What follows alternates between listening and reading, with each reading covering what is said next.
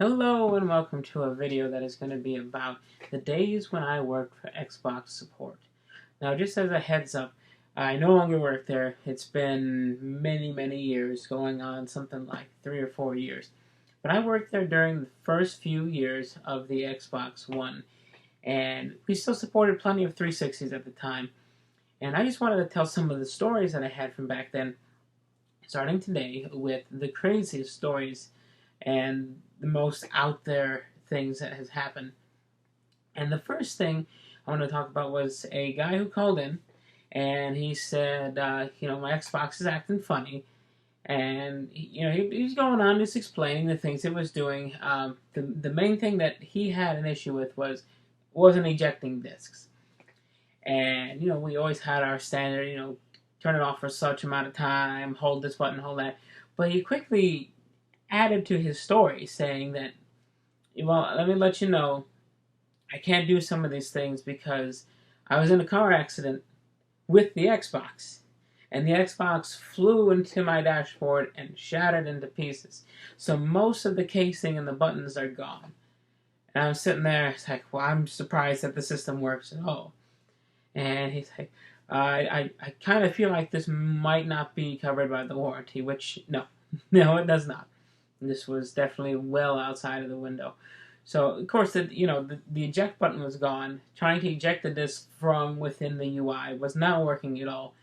So the other option was to push the button on the side, and I happen to have my little prop down here. It was from the days of the Xbox One, this model. I have the Halo 5 edition. So, of course, if you can't do it with this one, or you can't do it from the UI, there is an option. You're not going to be able to see it, but it's in here, in the grate.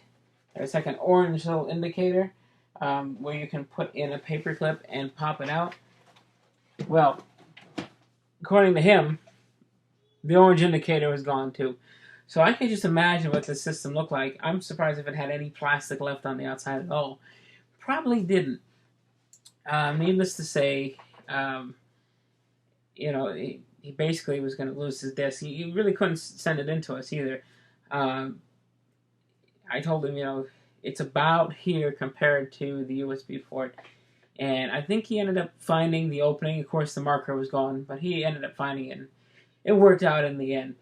But that's definitely the craziest with damage.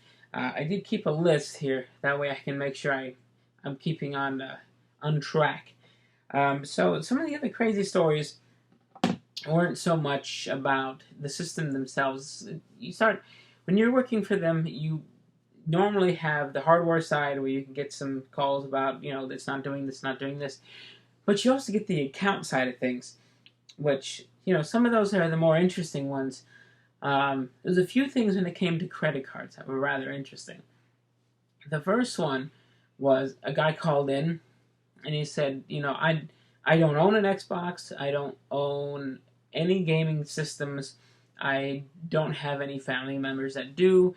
Basically, I'm not in this world at all, but I'm being charged for, it was usually FIFA points was the one when it came to fraud cases. So what we do is, at least what we did then, is we can look based off of your credit card information and see where it's at. So put in the credit card number and all the details, and it finds this account. And the name on it, of course, doesn't match the guy who's calling in. But when you look a little closer, what you notice, this guy's credit card's here, and underneath you have 15 other credit cards, all with different names and different information from all over the country and all over the world. Basically, I stumbled across a credit card farm.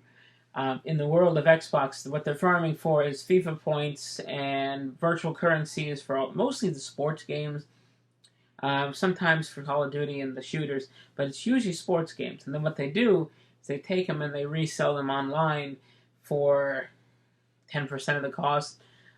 Sometimes that's what's called the gray market. It's purchased illegally and then resold.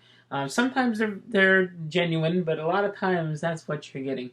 So basically, what we do in these situations is, at least at the time, there was a button up in the top right that had like a report for suspicious activity. whether they're calling in trying to fish for information, or if you notice something crazy like this. So, of course, first thing I did, I pushed that, and I told the guy, hey, it looks like you're involved in some sort of credit card farm. We're going to take care of it on our end. We'll work with you to get it refunded.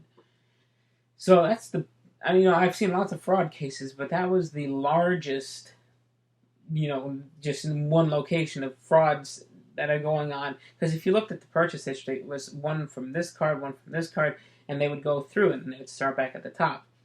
It stopped it from getting flagged, basically. So now sometimes some of the cases with credit card issues aren't necessarily fraud in that sense.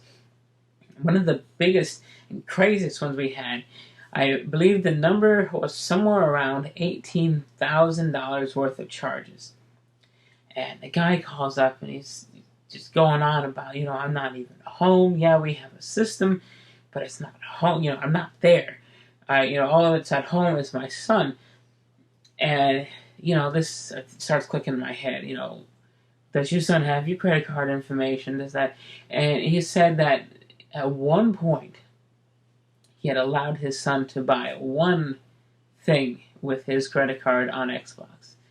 And then as soon as his dad went away on a business trip, he started loading it up. Purchasing thing after thing. A lot of it was, once again, virtual currency for different games. I think, it was always the $100 packs. It was just pack after pack. I could only imagine how many points he ended up with at the end. But yeah, it was about $18,000 worth of spending, and that guy was furious, and we had to send him off. And because what you have to do in those situations, you have to try to revoke the item, but normally what you have to do is we had to revoke it before it was used. The problem here is he was calling in a week into the fact, and most of it, if not all of it, had already been claimed. But of course, we could see on our side at the time. It was obvious when the things were used because it kept track of whether it had been entered or not. So that's the first batch of stories I have. There are a lot more stories that are to come. Some rude people in one of them. You'd be surprised how people act with you on the phone. And then just some of the pranks that it's definitely some interesting ones that happened. So I hope you enjoyed, and I'll see you in the next one.